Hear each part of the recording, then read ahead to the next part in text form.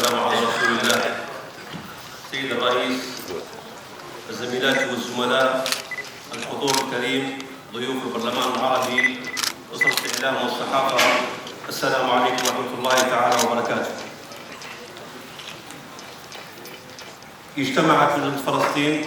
وناقشت مجمل النقاط المدرجة ضمن جدول الأعمال وهي موجودة أمامكم، لكن الأهم في ذلك كله هو ما وصلت إليه في نهاية المطاف بعد نقاش طويل حول الأوضاع التي تعيشها فلسطين كاملة، غزة والقدس وغيرها.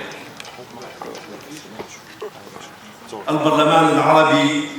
يدعو البرلمانات الدولية والصديقة للوقوف مع الشعب الفلسطيني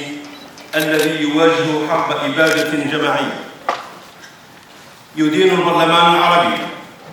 التصعيد الخطير الجاري للقوى القائمة بالاحتلال إسرائيل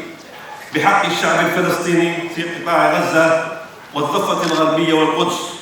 منذ مساء يوم السبت 7 أكتوبر 2023،